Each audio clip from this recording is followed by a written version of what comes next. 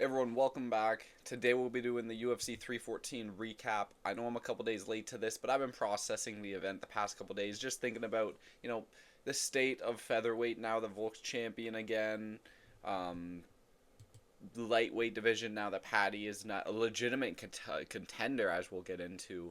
Um, and there's a lot of other things to go into, like Reyes, is he back? Like I don't know. We'll get into it, but we'll be starting with the first fight of the night, going all the way up to the main event, Volkanovski versus Lopez. As you see behind me, Volkanovski getting crowned the championship. But the first fight of the night, we had Nora Cornhole versus Haley Cohen. Oh man, what a fight to start the night! I thought this was gonna go to a decision. I'm gonna have to stop betting on these fucking women's MMA fights, man. They are draining my bank account. I picked Nora Cornhole by decision. I thought this was an easy pick, but no, she got a submission. So yeah, sucks to lose right off the bat, man. We'll get into it. I did pretty bad for bets on this card. I'm gonna have to change something up. Just the what I'm been maybe more like significant strikes props, or I need to change some up because what I've been betting on has not been working, man. I initiated a reverse sweep on this event. I don't want to get into it, but I was pretty upset about it.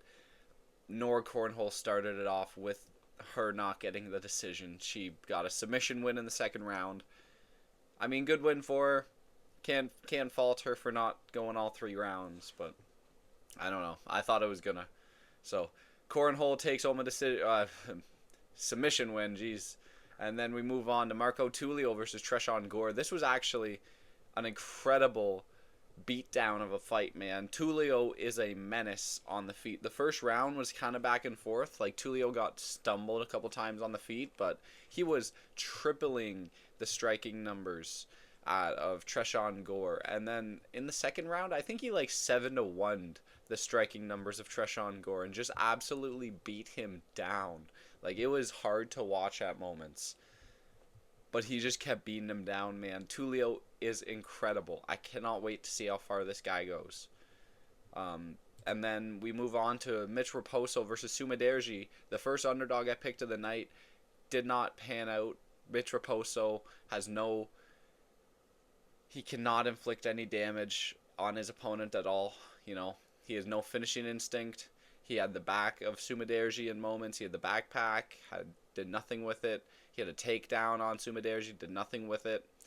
It's like, I don't understand why you're even taking him down at this point if you're not doing anything with it. What's the point? It's just sad, man. And Mitch Raposo, I don't know. I think he's going to get cut for that. Rightfully so. But Sumaderji beats him up at range. He did have a reach advantage, but I thought Mitch Raposo was going to be able to take him down and do stuff with it. But no, he could take him down and do absolutely nothing, and Sumaderji would get back up instantly. It's like, what are you doing, man? Have you ever drilled a submission? It doesn't look like it. And then we move on to Mikhail Olekjekchik, 2 underdogs back-to-back I had. In hindsight, why'd I pick Dumas? I don't know. He did have... I don't know. I should have picked Mikhail. He dropped Kevin Hall, and he was training with the Fighting Nerds. Unfortunate pick there. I look like a dummy in hindsight. Yeah, I look like a dummy for that one. Shouldn't have picked Dumas. He kind of sucks, and he just coiled up, and then he actually complained about this stoppage when Mikhail was just beating up on him on his guard on the ground. It's like, well, you're gonna have to do something to make the referee not step in here. You can't just shell up for 20 seconds and expect him to not step in. I don't understand why he was complaining about it. We move on. Julian Erosa versus Darren Elkins, the first fight of the prelims. Beat him up in the first round. This was sad to watch, man. This was sad to watch. This is Darren Elkins can't hang anymore. Even though he was hanging a few months ago with like Daniel Pineda. But Julian Erosa just fucking beats him up in the first round, knocks him out TKO. Referee has to step in for Darren Elkins' own good, man, because he wasn't going down. Julian Erosa just beats him up. And then the next fight, Chase Hooper, Jim Miller, the Gooner himself, he just rolls around with Jim Miller for 3 rounds and humps him aggressively pretty much. No, yeah, he had a couple submission attempts, but this he went back to this weird looking ankle knee lock thing like 3 times in the fight, man. And then on the mic after, he's talking about how he's gooning in the camp and in the back before, and that's how he's all tired and because he gooned. It's like, oh, you're trying to get the young audience, obviously. Um, can't fault him. Can't fault him. You know, he's trying to get that young audience. Moving on to the next fight, Zhao Nan versus Virna Jandiroba. This went exactly how I thought it was gonna go. You know, Jandiroba just was. This is how she wins fights. It's just like you blink and you miss it. 15 minutes go by and she gets her hand raised, and she holds her against the fence at moment. She gets a couple takedowns. She somehow outstrikes every one of these girls, and she gets a decision win at the end of the day. That's how every Virna Jandiroba fight goes on, like every single time. And we move on. My first lock of the night, Sean Woodson, the alien himself, this fucking freak, man, fucked all of our parlays up, every single one of them. I thought Sean Woodson was an absolute whale mega lock play. He had an 8-inch height advantage and an 8-inch reach advantage, or 7-inch reach advantage, 7-inch height and an 8-inch reach advantage on Dan Ige, and still couldn't do anything the entire fight. Ige just beat him up. How are you letting him in? Like, have you ever? He really did look good before this fight, guys. It's not like this was a fucking pick out of my ass. He had looked good in the past. He was on a fucking run. And then he just forgets how to fight against Dan Ige. He has nearly a foot reach advantage. I'm exaggerating that. He has a 7-inch reach advantage and a 7-inch height advantage, but how are you out reaching him that much and doing absolutely nothing with it? This made me sick to my stomach. He was my lock. I had him in a parlay with the next fight of the night we'll get into in a second here. And both of them didn't get it done. Sean Woodson, I hate you. You're absolutely banned. I hate you. And he's all smiles after the fight. It's fucking sad. Fuck you, Sean Woodson. You screwed us. You screwed us, Sean Woodson. It's sad. And we move on. Oh my god. I didn't think the ring rust was real, guys. I didn't think the ring rust was real. I thought what was more real was getting knocked out by a jab. I guess I imagined that. I guess I imagine Reyes getting knocked out by a jab from Ryan Spann, but Krylov gets put out in the first round. I think it was a counter left hook. I'm glad Reyes is back. I'm not glad that my lock parlay lost on both legs. I'm absolutely saddened by it. I'm shocked, man. If you had told me that before I placed it, I would have been in awe. In awe. In awe. Sean Woodson and Krylov both lose. That's insane to me. Reyes knocks him out in the first round. Ring rust was real, and I was wrong, and everyone else was right. Sad. And then we move on. Gene Silva versus Bryce Mitchell. Obviously, like in hindsight, this was the most logical one of the night. Gene Silva submitting Bryce Mitchell, I guess. He didn't even get the KO. So what am I talking about? This was not logical at all. Because what would be logical is Gene Silva knocking him out with that spinning back kick, Mauricio Ruffy style, when he pointed at the audience, but then instead he didn't knock him out. Bryce Mitchell ate it. He ate the kick. He ate the spinning back kick to the face. And Gene Silva has to put him out with this, whatever you call it, Darce choke or buggy choke, whatever you call it, ninja choke, and starts barking at him. And Bryce Mitchell was put unconscious by Gene Silva, unfortunately. But Gene Silva, is a pretty entertaining guy. I'm excited for his future at featherweight. I think maybe he could beat Volkanovski if he ends up going.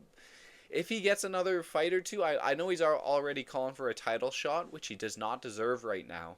If he gets another win or two, I could see him beating Volkanovski, guys. Call me crazy, but Volkanovski did get knocked down by Lopes, who only really had an uppercut and a left hook the entire fight. Gene Silva mixes it up. He mixes it up, man. I think Gene Silva could knock out John Silva, could knock out Volkanovski, which I hope we see that fight in the future, man. I hope we see that fight. Anyways, we move on. Yair Rodriguez versus Patricio Pitbull. Yair Rodriguez was good in this fight. He looked really good. Beat Patricio Pitbull up over 3 rounds to a decision. Knocked him down at one moment. He did look really good in this fight. And he's calling for a title shot. I don't agree, man. This is a 1-fight win streak after you just lost your last 2. You lost to Brian Ortega in 2024. You're off the list. You're not getting a championship fight. I hope he doesn't. He said that he was promised one from Hunter Campbell before the fight. He said if he won the fight, he was promised the shot against Volkanov or whoever won the main event in Guadalajara for UFC 320. I don't think they should do that, man.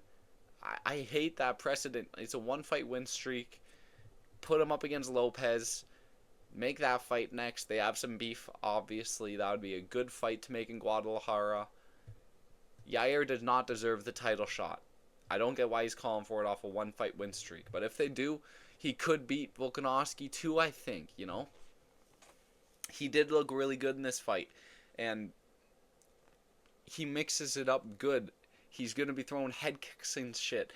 I'm not going to pretend like Volkanovski didn't get knocked down in the second round of that fight. I'm not going to pretend like it didn't happen, because it did. We're moving on to the next fight. Paddy Pimblett versus Michael Chandler. I never want to hear Michael Chandler's name again. Never want to hear it again. Paddy Pimblett beat this dude up. Beat this dude up. He was landing flying knees. He was landing a lot of stuff. Just a lot of stuff. I might have to rewatch this fight back. But he was landing a lot of stuff. Michael Chandler landed. I remember Michael Chandler did land a good overhand at one moment. But, like, people are like, oh, but Michael Chandler's going to land this massive overhand. Just absolutely change Paddy Pimblett's life. Who has he ever done that to? If anything, Dan Hooker's been better since his fight against Michael Chandler. So I've never agreed with that sentiment that Michael Chandler has like nuclear heat in his hands. It's like, who has he done that to, man? Let's look at the past 5 fights. He's lost all of them pretty much, except for a washed up Tony Ferguson who won the first round. That's insane. Paddy Pimblett beats this dude up. Never want to hear Michael Chandler's name ever again. Paddy the Baddie is legit a lightweight contender. And we might see Ilya versus Paddy sometime in the future. And that's a good that's a future I want to be in. That's a fun lightweight division. We move on. Diego Lopes unfortunately was crying. This is out of order. You should be seeing that after you see this. But Volkanovski versus Lopes.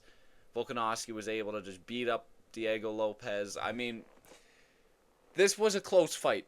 It was a one-sided close fight. It was one of those where it's like each round you're on edge. It's like, can Lopes land that one shot to shut off Volkanovski? Volkanovski was ahead in the numbers in every round, but Lopes was still in the fight at every moment of the fight. There was not a single moment where I was not watching the screen expecting a KO. You know, Lopes knocked him down in the second round when I was not expecting it at all, and then I'm like locked to the screen. I'm like, come on, anything can fucking end this fight at this point. And it just couldn't have been any closer in my head. This was just an amazing fight. When all 5 rounds, Volk looked like a wounded warrior at the end of this, and Lopes looked like he'd been through hell as well. And man, it really was a good fight.